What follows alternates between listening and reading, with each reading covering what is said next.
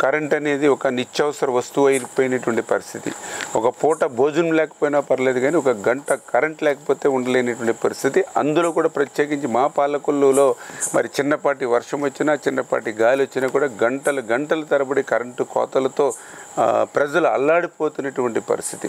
దీనికి గల కారణం ఏంటని ఆ రోజు కూడా నేను 2014-19 ఎమ్మెల్యేగా ఉన్నప్పుడు ఆ రోజు నేను చూస్తే మరి ఏదైతే పాలకొల్లులో దగ్గర 20-25 ఏదైతే 33 సబ్ స్టేషన్స్ ఏవైతే ఉన్నాయో మరి వాటికి పవర్ సప్లై అంతా కూడా అటు నర్సాపురం ఇటు భీమవరం అంటే 15-20 కిలోమీటర్ల దూరం నుంచి రావడంతో చిన్నపాటి వర్షం వచ్చినా ఈ వైర్లకు కానీ ఇతరత్ర ఏదైనా ప్రాబ్లం వస్తే గంటల సమయం పడుతూ ఉంది. ఆ పాలకొల్లు, పెనుగొండ, భీమవరం ఉండి కాన్స్టిట్యున్సీలకు అవుతే స్థానికంగానే 132 సబ్ స్టేషన్ ఉండటంతో కొంత వాళ్ళకి ప్రాబ్లం లేకుండా ఉంది. బట్ పాలకొల్లుకి లేకపోవడంతో ఈ సమస్య వస్తుందనే ఉద్దేశంతో ఆ రోజు మరి ఏదైతే ముఖ్యమంత్రి చంద్రబాబు నాయుడు గారి దృష్టికి ఈ యొక్క సమస్యను ఆ రోజు తీసుకెళ్ళడం జరిగింది. 26/2016 మరి చాలా క్లియర్గా sanction of 132 kV substation అని చెప్పి దానికి immediately honourable chief minister has directed that this proposal be sanction immediately అని ఆ రోజు కూడా డైరెక్ట్గా సీఎం గారు శాంక్షన్ మరి దానికి ఇవ్వడం జరిగింది. కాకపోతే ఈ యొక్క ల్యాండ్ కోసం ఇబ్బంది వచ్చి మళ్ళీ కొంచెం డిలే అయింది. డిలే అయినప్పుడు చాలా క్లియర్గా ఎవరైతే ఎలక్ట్రికల్ కూడా మరి ఎంఆర్ఓ కూడా లెటర్ పెట్టడం జరిగింది. మీ మండలంలో ఏదైతే land private or government land ఏదైతే సూటబుల్ ఉంటే ఆ 132కి ఇవ్వమని చెప్పేసి లెటర్ పెట్టడం జరిగింది. దీనిపై ఆ రోజు ఉన్నటువంటి తహసీల్దారు మళ్ళీ రిప్లై కూడా చాలా క్లియర్గా ఆ రోజు ఎవరైతే మన రాజు గారు ఆయన కూడా ఇవ్వడం జరిగింది. There is no suitable government land available in this mandal for construction of 132 substation అని. దాంతో మళ్ళీ నేను ప్రభుత్వంలో మళ్ళీ అధికారుల చుట్టూ, మళ్ళీ మంత్రుల చుట్టూ, ముఖ్యమంత్రి చుట్టూ తిరిగి మళ్ళీ ఇమ్మీడియట్లీ ఏదైతే ఈ గవర్నమెంట్ ల్యాండ్ ఇక్కడ డెల్టాలో 3-5 ఎకరాలు దొరకడం ఫ్రీగా కష్టం అని చెప్పి మళ్ళీ ఒప్పించి దానికి బడ్జెట్ పెట్టి కొనుగోలు చేయడానికి ఒప్పించాం. దానివల్ల ఏదైతే చాలా క్లియర్గా RS number 539/2 Lankalakoderu village Palakollu మండలంలో సైట్ అవైలబుల్ ఉందని చెప్పేసి మరి అప్పుడున్నటువంటి డిఈ గారు కూడా గవర్నమెంట్కి మళ్ళీ రాయడం జరిగింది.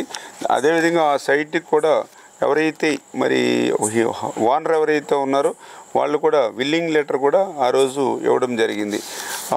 ఇట్లా ఇమ్మీడియట్లీ దీన్ని క్లియర్ చేయమని ఆ రోజు కళా వెంకటరావు గారు ఎవరైతే ఆనరబుల్ ఆ రోజు ఉన్నటువంటి విద్యుత్ శాఖ మంత్రి ఆయన కూడా నేను మళ్ళీ 2018లో కూడా ఇమ్మీడియట్లీ క్లియర్ చేయమని చెప్పడం జరిగింది.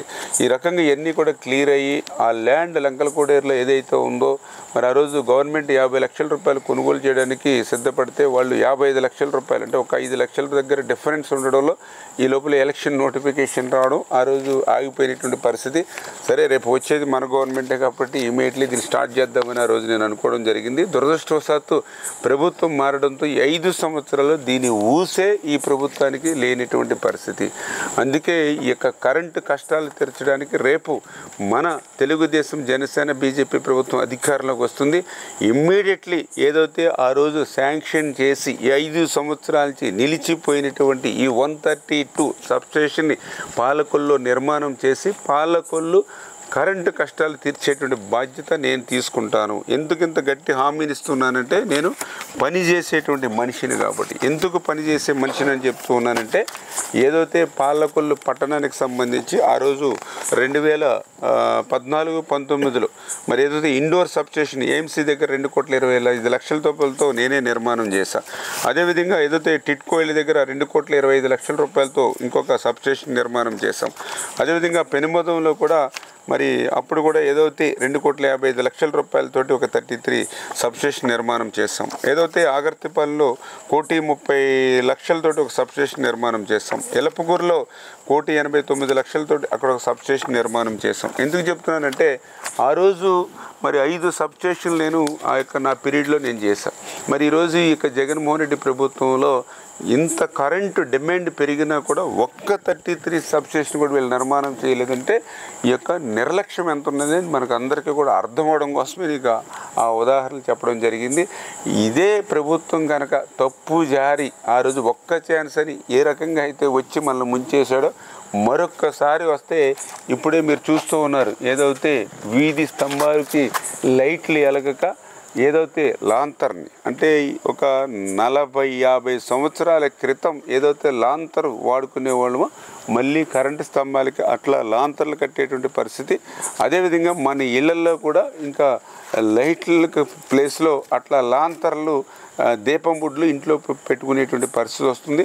అందుకే దయవుంచి పాలకులు ప్రజలందరికీ కూడా విజ్ఞప్తి చేస్తూ ఉన్నా, మీరందరూ కూడా విజ్ఞప్తితో ఆలోచించి తెలుగుదేశం జనసేన బీజేపీ ప్రభుత్వాన్ని ఆశీర్వదించండి. మన పాలకొల్లులో కరెంటు కష్టాలను తొలగించేటువంటి బాధ్యత 132 సబ్స్టేషన్ని ఆ రోజు ఏదైతే ఆగిపోయిందో మళ్ళీ ఈ 2024లోనే మొదలుపెట్టి మీ కరెంటు కష్టాలు తీర్చేటువంటి బాధ్యత నేను తీసుకుంటానని మీ ద్వారా అందరికీ కూడా తెలియజేస్తాను. For more videos like this, subscribe Big TV channel.